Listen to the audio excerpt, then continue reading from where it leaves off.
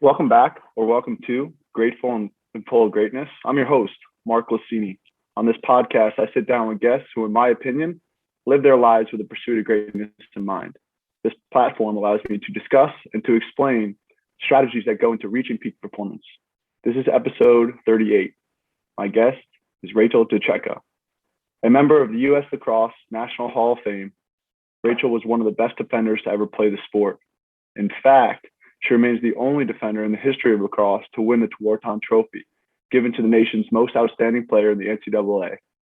At Princeton University, she was a three-time first-team All-American and helped Princeton win NCAA championships in 2002 and 2003. She was named MVP of the entire tournament in 2003.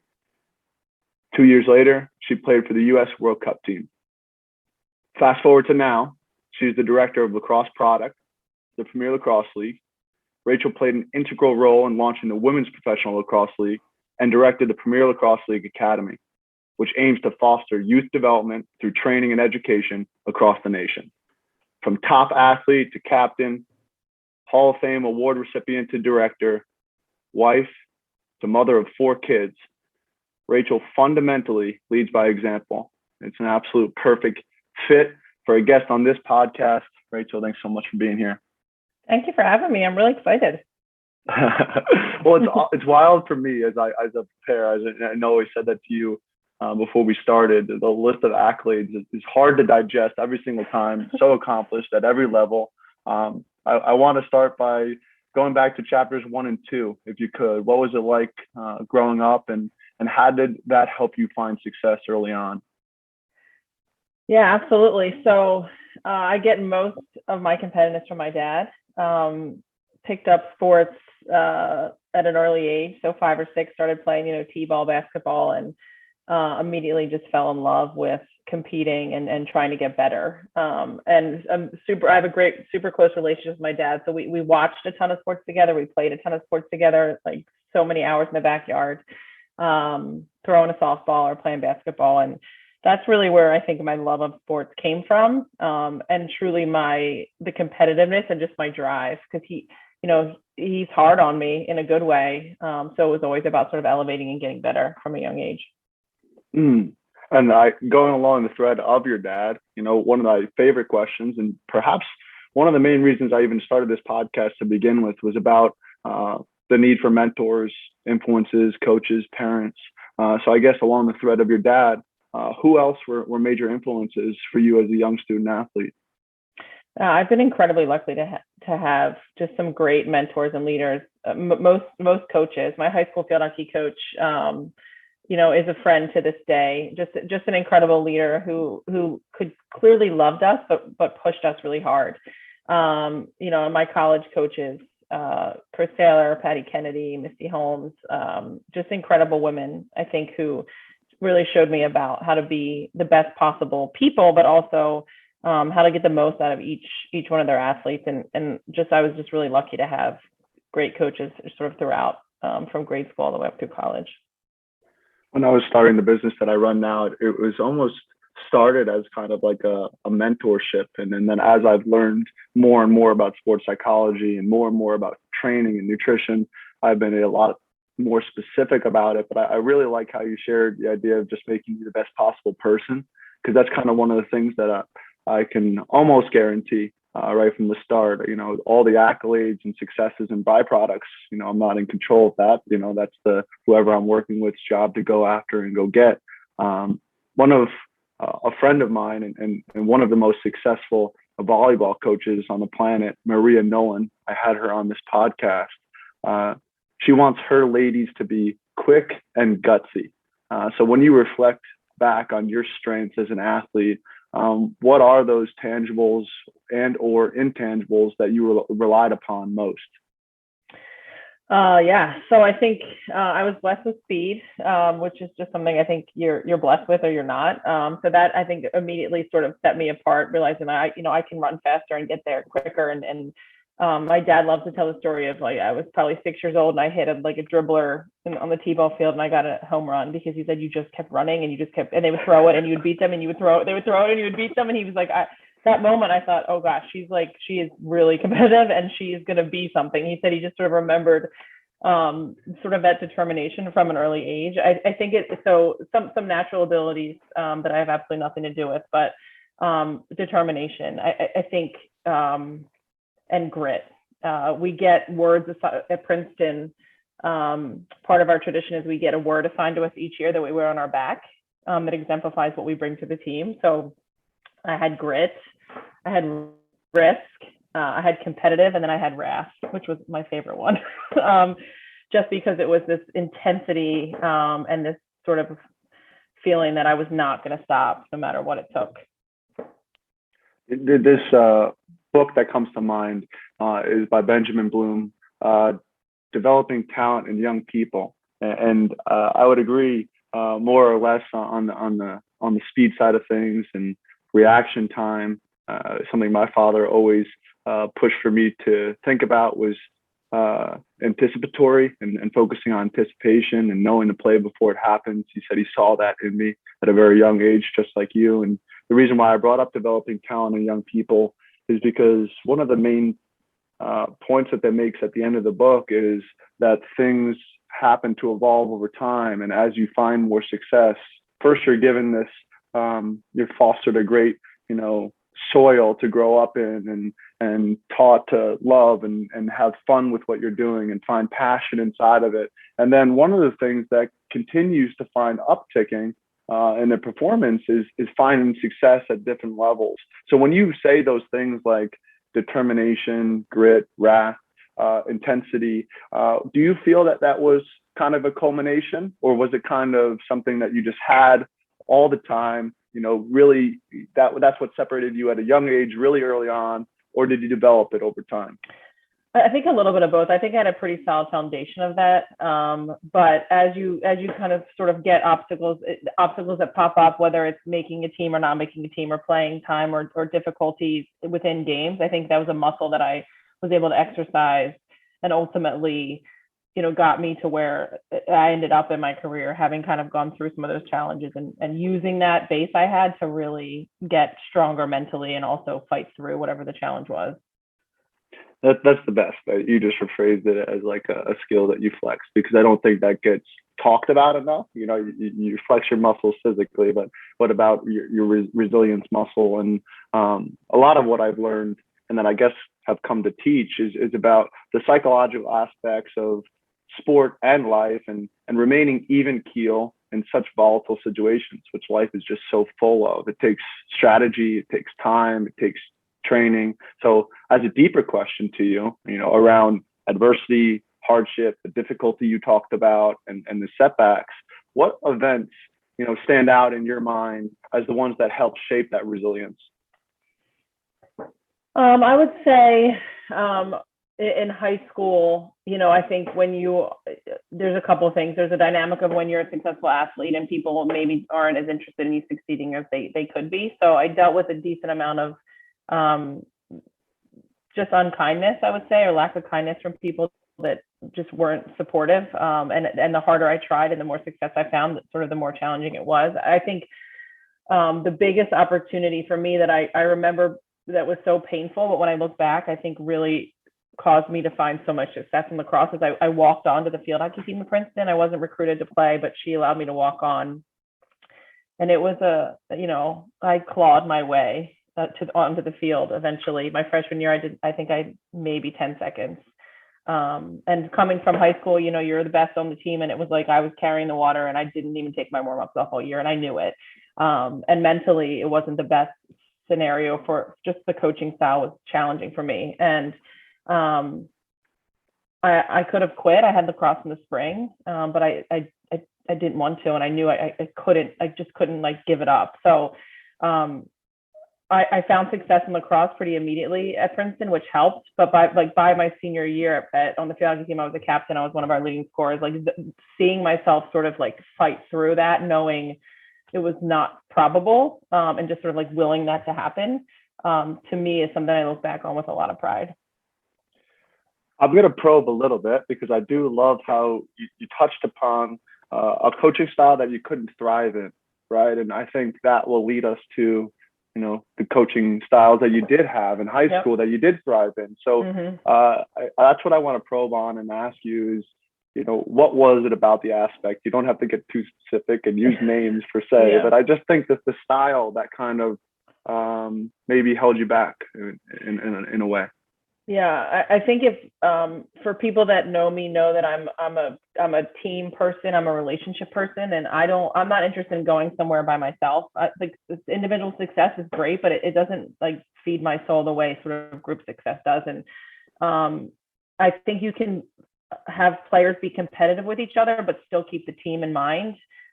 When you set up sort of a hierarchy and it's either or, I think it's like pretty damaging to the psyche of the players, but also the dynamic of the team, because I want the person in front of me to do great, but it can't be a binary. Like they're winning and you're losing all the time, and that dynamic was what that felt like. And that's just it wasn't a healthy, I don't think, for anybody, but I want the team to do well. I don't want to feel like someone else has to do poorly for me to succeed. Yeah, there's an African proverb that comes to mind that if you want to go fast, go alone. If you want to go far, go together. That really comes to mind when you say that. And 2 questions ago, when you talked about the unkindness that you felt, a mentor said to me one time that human beings detest other people's success, and I really didn't want to believe that. There's a part of me that doesn't want to believe that.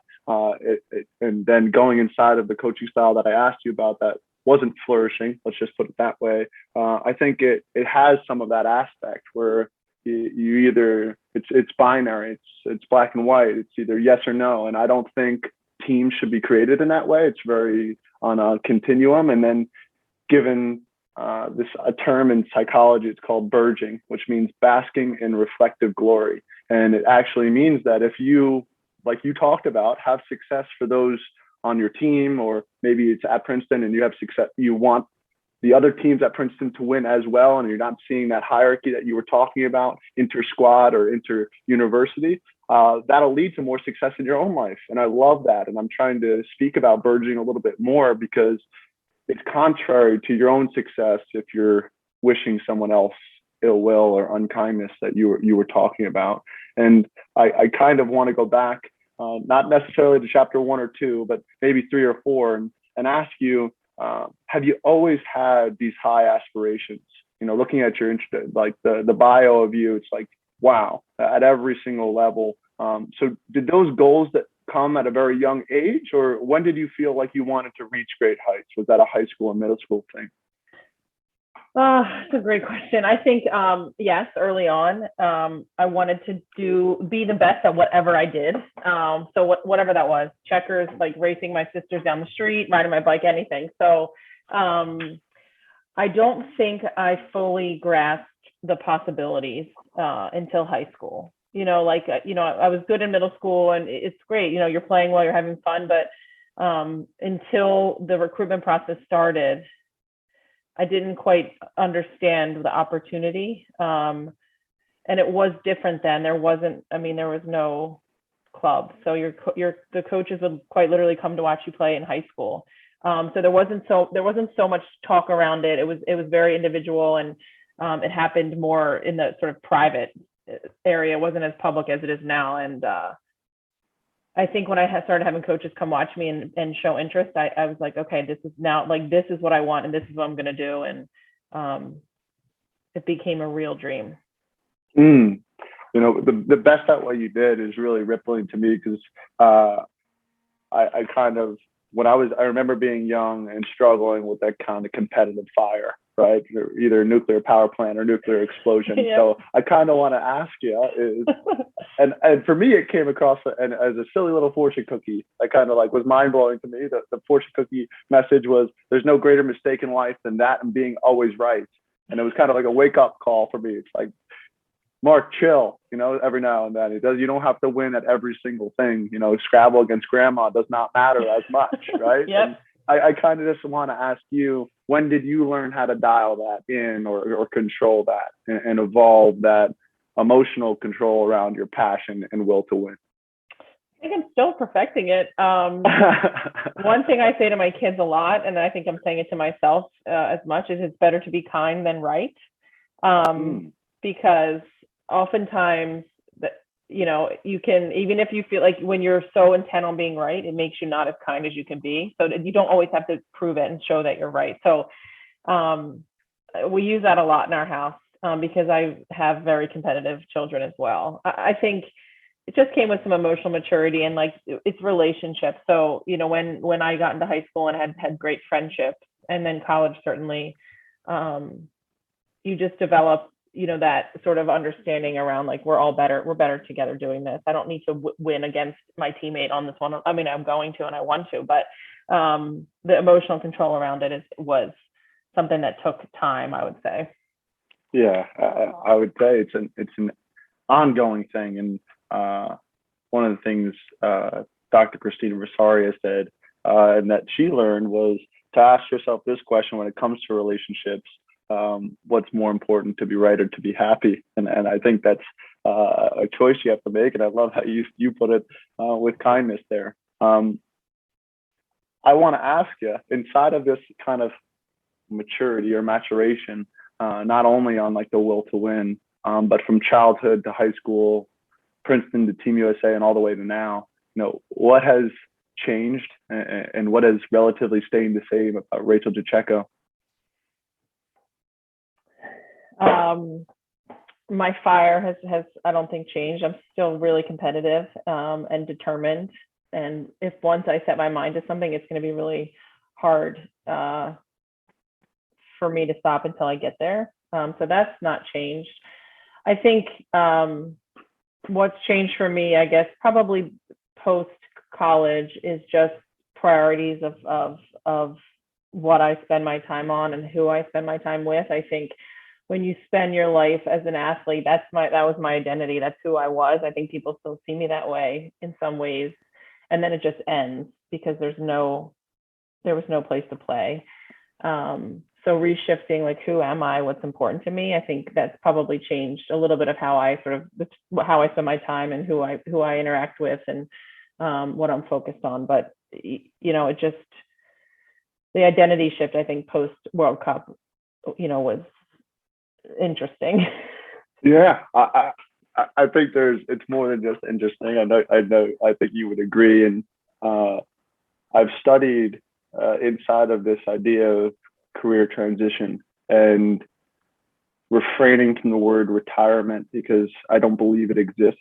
Like, even someone who's 78 years old could be transitioning, looking for the next charity to invest their time with, or what community they're going to get involved with. So transitioning has been the bigger word. And what I've found is and this is research based, it's easier to transition when you don't have such a narrow identity.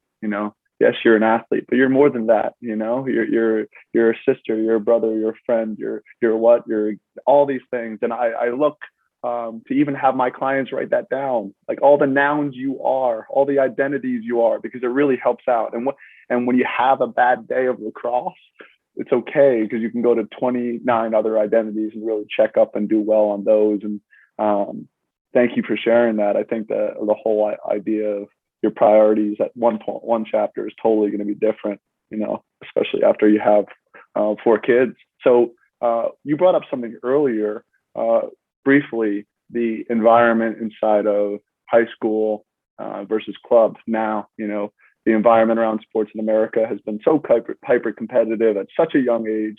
And probably most, being that you have such a competitive fire individually, and then you have to go and watch your kids be thrown into that competitive nature. For a young student athlete that's listening to this, what are 1 or 2 pieces of advice you'd give them? Are there messages that you even find repeating to your kids, on top of it's better to be kind than be right, that you would give here and now to those young athletes? Yeah, I think you touched on it a little bit. So when I talk to athletes, there's a couple of things. One is to make sure what you're doing is because you want to do it, not because you feel compelled by someone else's desire or you're trying to keep up with somebody else. So make sure, like, you understand why you're playing, because I think that will clarify things. And then I also think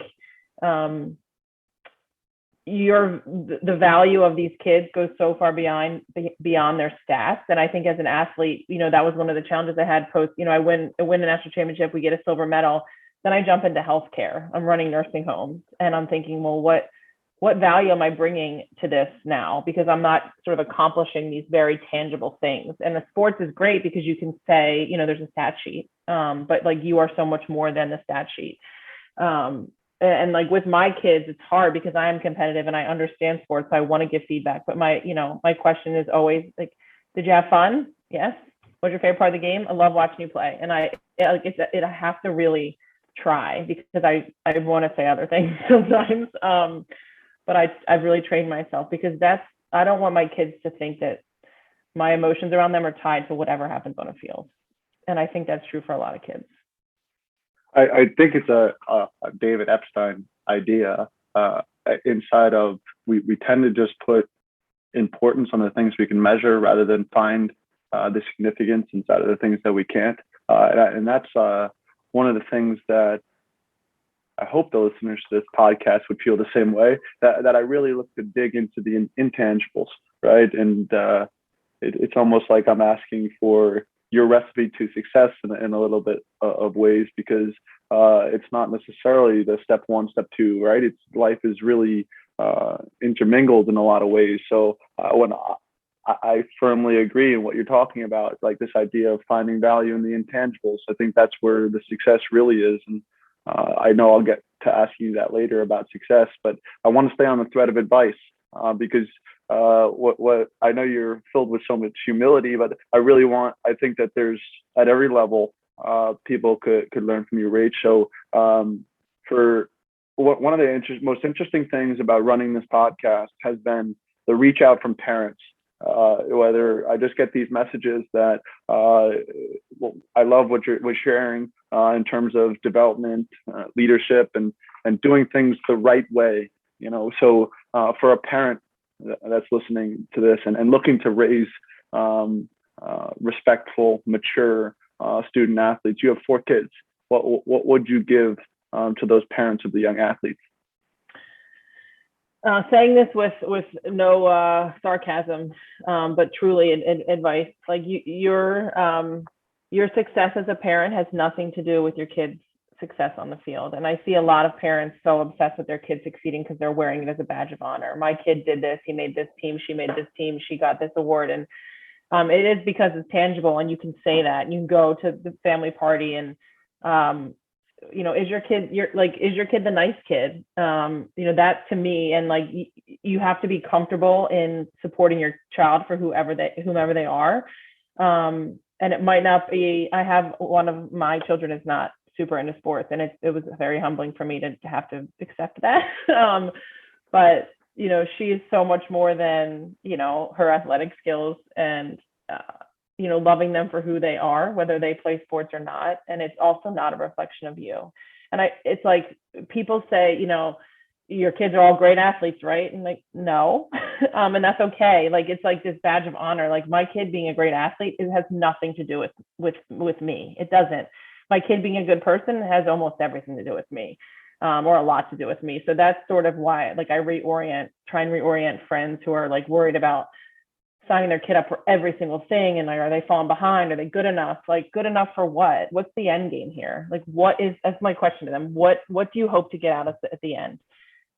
Because I see a measurable value in sports. I want all of my kids to play sports, not so they get college scholarships, but because of all the things you and I got out of it. So like, you're in this race, your kid gets a scholarship. That's wonderful.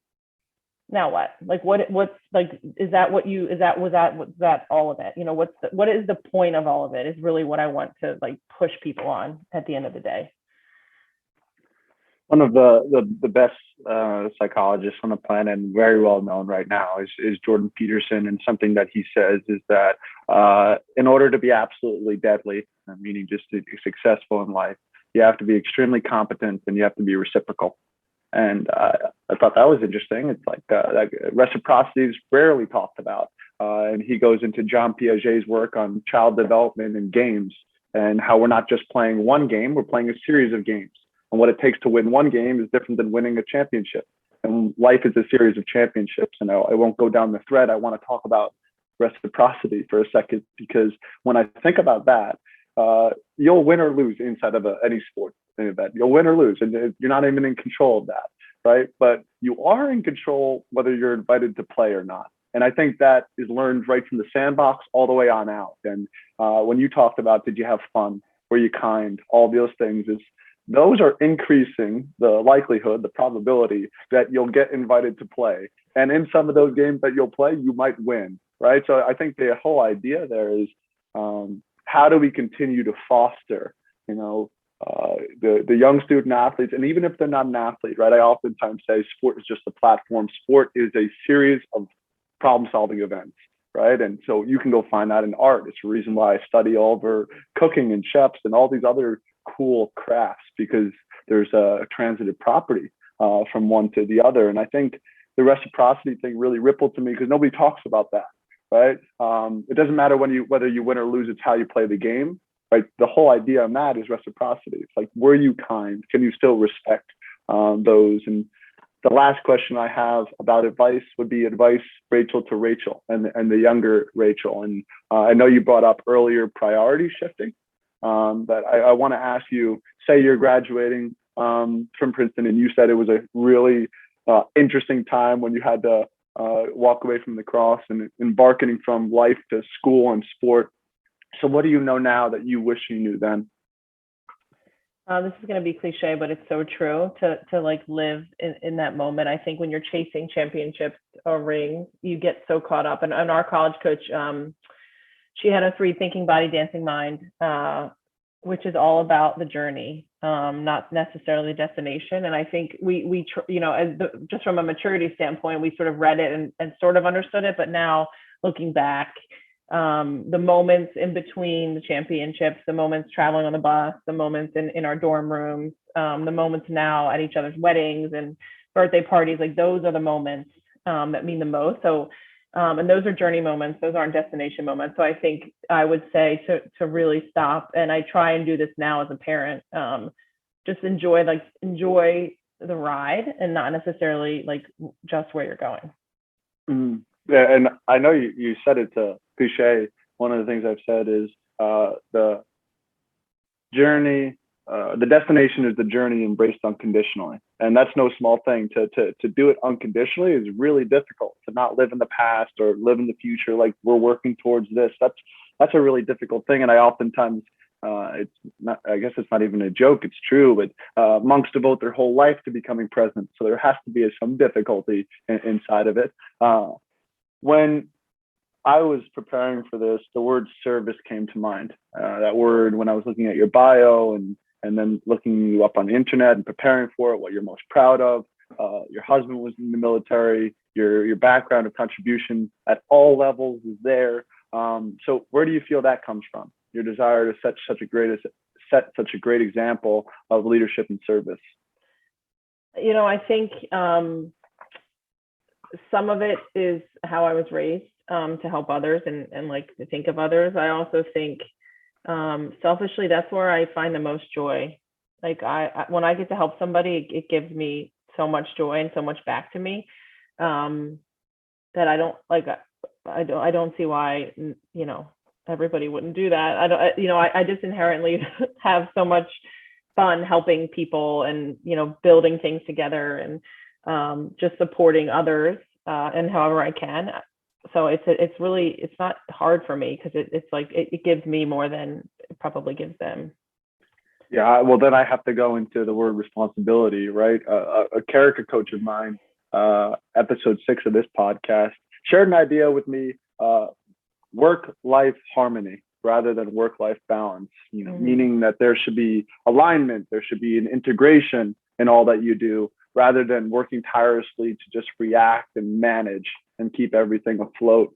So for the person listening to your last answer on the kind of selfishly you get joy from taking on that kind of responsibility, how are you able to adopt so much responsibility from focusing on your work to building a career and remaining family oriented all at the same time? Some days I do it better than others. So I think and I was this way in college. I'm just insanely schedule based. I mean, in college I was playing 2 sports, so I knew exactly, like, I'm not a night person, so I was not going to stay up. I was just going to do what I need to do ahead of time because I was not going to stay up till midnight studying. I mean, I was like, I'm in bed at 10. That's who I am. So really, like, honoring who I am as a person. I know, like, this is what I need to get done, and these are my priorities, and like this is the time I have to do it, and just being on top of it. So I think that's part of it. And also just, I mean, like, I'm not on an island. So I have an incredible husband and parents nearby who are giving my kids rides tonight. Like, there's a real sort of community feel of, like, I live where I grew up. So I think sort of, like, it does take a village. I mean, you just can't do it by yourself. And I'll be traveling a decent amount this summer with the PLL, and there'll be aunts and uncles and my husband and, friends, and everybody sort of just pitches in when it's needed. For a young athlete, I usually say to them, you do what you have to do so you can do what you want to do. And I think that kind of gets mixed up. The reason why I love these longer form interviews, if you will, is just because there's a lot to unpack, right? And they get to see that, wait, Rachael she wasn't just born as a success. That wasn't. So I like the storytelling that's inside of this. This is a difficult question, but I liked how you talked about that you were a scheduled person. And I do think that there are some fundamental, non-negotiable things that lead to success, right? Everybody blossoms in their own way, shapes and sizes, different colors, right? The way they find success is a totally different journey than another, right? But there are some fundamentals. I hope that you would agree with me on that. And maybe being scheduled is one of them. Is that something you would agree with? And are there any other things that come to mind at this time as to, like, prerequisites in order to find success at different levels? I do agree with it. And I think this is something that's become more relevant to me at post athletic career, that I wish I knew, was about how to take care of your body. Like, you need to sleep enough and eat the right things and give yourself rest and honor what your body is telling you. I think it's going to be hard to be really successful without doing those things, because you're putting your body in a much better place to succeed. And now, as a working mother who wants to exercise and wants to be at her kids' games and wants to get her work done, but also needs, like, probably 9 hours of sleep a night, which I generally get, 8 or 9. Like, it's discipline. Like, you can't just, like, decide, oh, I'm gonna go work out now at 3 o'clock. Like, that has to be planned. It has to be scheduled. So it's just, like, discipline around all of those things. I do think that dovetails with your last answer, and I want to harp on something because you made me smile and giggle a little bit there when you say sometimes I do it better than others, because I do feel the same way. And I don't think recovery is a small thing. For layman's terms, there's this little thing that I talk about where it's stress plus recovery equals growth. So if you want to grow, you have to have both. You can't stress too much and you can't recover too much, right? So there's that good little balance. As I've gotten older as an athlete, I've started to think about this a little bit more, the same way you have, because when you're a teenager, you can legit do anything. You can eat anything, do anything, and you don't necessarily need those 9 hours that you were talking about. So inside of that, is there anything you do besides sleep 9 hours for recovery? Like, do you have to do anything in terms of meditation or yoga or anything like that to kind of block it out and recenter yourself and get back on track? Yeah, I picked up this habit during COVID because it was the only option is walking. Which was really hard for me because as an athlete, I was always like, I'm going to run, like, I'm going to time myself in every activity I do. And if I don't hit a certain time, it was a waste of my time. So I had to reorient, like, all movement is good movement. And I do a lot of, like, morning first thing, like, walks, and it clears my head. Sometimes I listen to podcasts, sometimes I listen to music. And that sort of fresh air and that sort of reset and that movement is something that I think helped me a lot through the pandemic, and something that I continue to do now.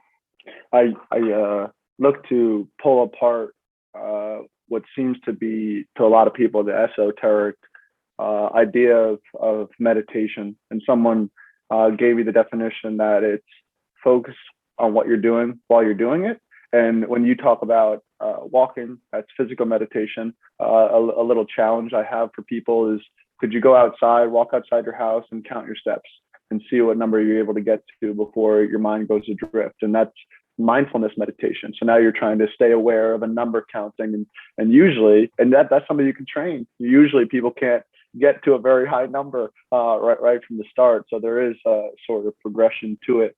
So as people, we're all pulled one way or another to an overarching aim rather than attainment. Like you talked about, once it was high school, then it was Princeton, and then it's always the next thing. So I kind of want to ask you a more personal question on your personal definition to success in your own life, and has that view of what success looks like, has that changed over time? Yeah, I mean, I think I would have for a long time said winning, like, so that's winning games, just winning across the board. And I think it's probably still winning, but winning looks different to me now. Winning is like a great day with my family, or consistency with my nutrition and my exercise. So it's probably went from something that was more tangible, like we won this game, we won that game, and now it's more about consistency in how I live my life. Consistency, I would agree with you on that. Going back to that woman named Maria Nolan, I already shared this on a prior podcast, so I sound like a broken record, but she reached out to me and said she coaches IHA in New Jersey, and she texted me that they had lost by 2 and that snapped their 13 state championships in a row streak. And I texted her back saying, last year I lost a championship, this year I won a championship, and 48 hours later it's always back to your work. And there, yes, there's highs and highs and lows, but I think getting back to consistency and defining winning differently, I absolutely love that. Let's go inside of the sport we both know and love so much, inside of those that are winning or have won in life or on the field. And I want to ask you, and you can create as big of a list as you want, but who are some people that really come to mind that you really admire because of the way they won or how they won at any level, really, inside of lacrosse? Who is it that you admire and why? I mean, first and foremost is my coach. And Chris Saylor, I think, she is coaching her final and 36th season at Princeton. And when you go to, sometimes you go to conferences or you do these leadership exercises, and they always say, think of like the best leader you had. And she always comes to me first, because she was consistent. She was kind. She always did the right thing. Like, sometimes, when you're coaching, there's ways to win. And she, even if it was the hard thing, she did the right thing. But the thing about her that I think her sort of secret sauce is that it was so obvious as a player that she cared about all of us as individuals and as a team, and like that mattered to her more than anything. So of course she wanted to win, but we knew that's not what she valued. We weren't commodities to her, we were people. So if you're able to bring people together and have them want to sort of fight for you and love you and be fear you in a way, to me, like she just is the epitome of leadership. Jen Adams, a little bit from a competitor standpoint, my sophomore year, it's like I was sort of oblivious in lacrosse. Like I'd get a mark up and play them, and was like doing decently well. And then they were like, "You're gonna play Jen Adams," and I'm like, "I'm sorry, what? I'm a sophomore. This isn't for me." And so I we battled for a couple games that season. Actually freshman year maybe. So we played each other a couple times. I never beat her. But she was so good, and anyone that's that good at what they do, like you just so much respect for it. And she was playing a different game than the rest of us. She was doing things and seeing things that no one else was. And so she elevated the game, and then we played against each other internationally, also lost that battle, but such respect for how she humbly moved the game of lacrosse forward. She's continued to do that via, like, she was the chair of the NCAA rules committee. She's a head college coach now, and you would never know that she, in my opinion, is the best female lacrosse player of all time. You just wouldn't know it talking to her. She has, her ego is non-existent, and she could be pounding her chest, walking around saying, "I'm Jen, this is what I've done," and she just isn't that person. So as a player for me, she's the one that really stands out the most.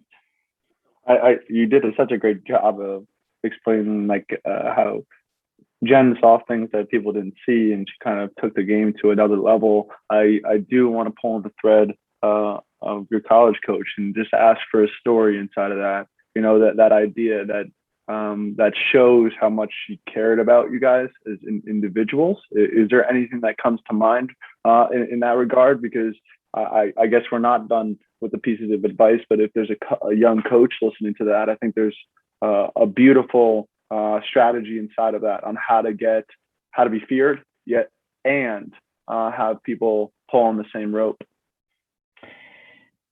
Yeah, I mean, I think it was just like her engagement level with us was so high, and I think about that she pushed us. She turned up the dial the right amount, and I remember my sophomore year, she was just on me like constantly, and I was like, as this 18-year-old kid, do you not like me? What's happening here? I feel, and she was like, you don't realize that feedback is like her saying, "I believe in you." I was like, "Are you upset with me?" As a kid, like not understanding what she was actually doing. And she was like, "No, this is what I think you can be, and this is why I'm like on you and tough on you, because like I want you to be what I think you can." And those moments, and I think more for her, as like the farther out I get away and the more life experience I have, the more I respect and love her. She's at my wedding, when she knows all of our kids' names. She's probably been, I can't even imagine how many Princeton lacrosse weddings she's been to. But she knows about our families now. When I was thinking about my career change, I called her and said, "What do you think I should do?" Like the continued engagement in our life beyond, those 4 years, just like reinforced what we knew about her, was that she cared more about us as people than she did as lacrosse players. I know you brought up the word authenticity as a cliche, but I think there is something to be said about the level of care. It can just be viscerally felt down to the bone and down to the soul when you have a leader that really does that. And I love how, like, "Do you not like me?" I love that story, because I think there is something to be said as complete opposite to what you said before about the parent not taking the success of the kid as their own, right? Because that is taking the belief or the confidence out of the individual that you're looking to grow and putting it in you, right? And it's not about you. And I think that is the commonality, right, that I see among your coach and Jen, is that there's no ego there. It's about others, and that's not necessarily easy, right? Because at the the clear part of while we're here is to survive and reproduce and grow. But then what about the legacy you leave? That's a conversation I talk about a lot. Like, I don't think enough people are consciously aware of the legacy that they're leaving, right? And maybe that's good enough to make you act differently, right? If once you hold legacy at a higher order, then you're able to do things like we talked about on a podcast, years later, right? I think that's really, really cool. So being such a successful student, athlete, cross player, wife, mother, leader over the course of your life, what, going along this thread of misconceptions and myths that you were told, are there any things that false things that you've been told along the way that you didn't buy into and therefore you found success? And maybe you see it being told to young kids or young players or young coaches now, but it's wrong, and you kind of want to demyth that.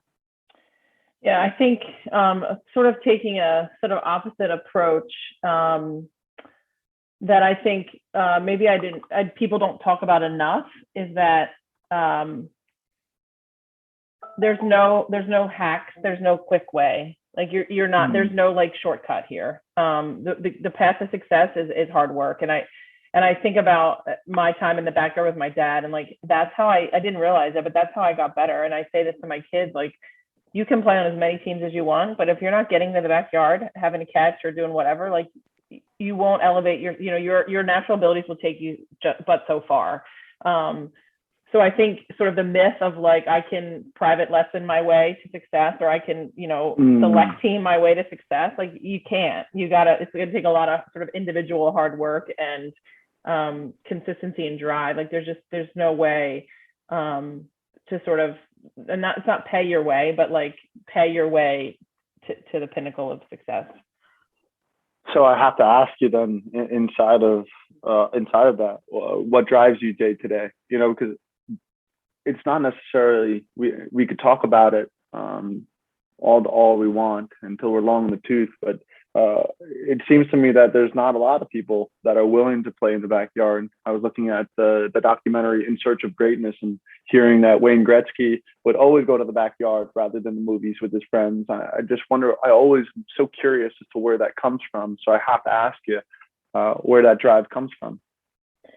Yeah, I mean, I think some of it, so looking back, I think some of it was innate and some of it was like, this is how I spent time with my dad. Like he was with me. So I knew that was something we did together. So, I think when it didn't feel, sometimes it did, but like it was the sort of positioning of it wasn't, you need to go practice for an hour. It was like, let's go play together. So it was sort of more of a relationship thing than necessarily like, this is a must do thing for you to get better. It was like, no, let's go play. We'll have a good time. And we didn't always have a good time because we fought a lot about, whatever it was, but those were the moments.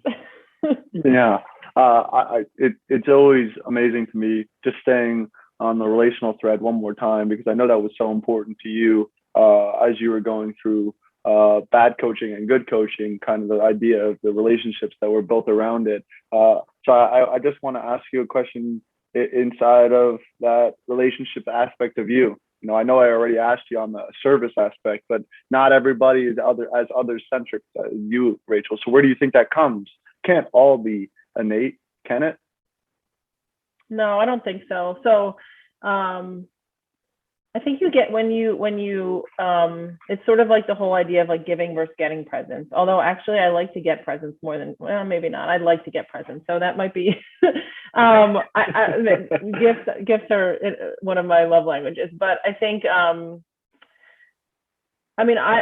like making somebody happy and doing something for them, like you get something out of that. And maybe it's recognizing that people don't always, like, they see what they're giving up versus what they're getting. So when I do something for somebody, I think of it as I'm helping them, and that helps me because I now have sort of fed the need to help somebody, and I get just some joy from that. It's not like, I have to help this person. It's like I get to do this. And sometimes that leads to me not saying no enough because I just want to say yes. So that's a boundary I have to work on. But for me, I get to do this and I make somebody happy. I don't know why you wouldn't, as a human being, want to do that. Yeah, your biggest strength is your biggest weakness. So saying no is good too. Well, I was listening to a podcast with Blake Mikowski, the founder of Tom's, and he had a mentor that changed his life with one sentence that said, "The more you give, the more you live." And I really like that. And he went on to, buy a Tom's shoe and it gets donated. One pair gets donated, and he started 6 other companies. I'm going to wrap up with a speed round of questions and then one final question. So I'll ask a question or you finish the statement here. The best aspect of the sport of lacrosse is? The community. What are you most grateful for? My family and my health. What is your favorite book or movie? Oh, a weird thing about me is that I love, like, it's maybe not weird, like Elin Hildebrand, like, give me a summer beach read all day long. I read a lot more for fun than learning. That's good. You are learning when you're having fun. Who is your favorite athlete of all time? Oh, so as a kid, I would have said like Cheryl Swoops. I loved her. But I think probably as a young kid, Cheryl Swoops, I had more than one, sorry, Michael Jordan and Brian Dawkins. Love that. Brian Dawkins has this crazy thing of him coming out of the... Oh, the best. The best. You can't even believe that somebody's like that. What is your favorite hobby outside of lacrosse and work? Oh, hobby. How do you define hobby? I spend almost all of the time outside of that with my kids. So Perfect being hobby. being with my family. It's a hobby / responsibility, but hobby. yeah, that's how my time is spent. What is your favorite quality in another person?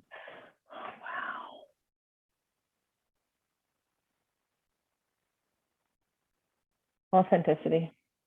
Love that. And you thought that one was hard. Here's the last one. Finish the statement. It all comes down to.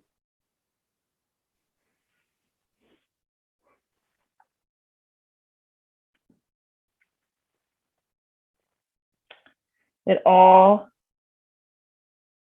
comes down to, how do I say this succinctly? Leaving things better than you found them. Love that. And I know I said it was one last question, but is there a question I didn't ask you that you wish I did? Oh, I don't think so. Awesome. Then my final question has to do with, you've won championships, you've led teams and groups your whole life. So from your perspective, what does greatness look like to you? What do all the greats have in common? How do you define greatness? Yeah. Greatness looks like determination, consistency, and love for what you're doing. Absolutely love it. Thank you so much, Rachael, for everything you do for the league, for you as a person. It's been awesome getting closer to you. I appreciate you taking the time. Thanks, Mark. It's great to talk to you.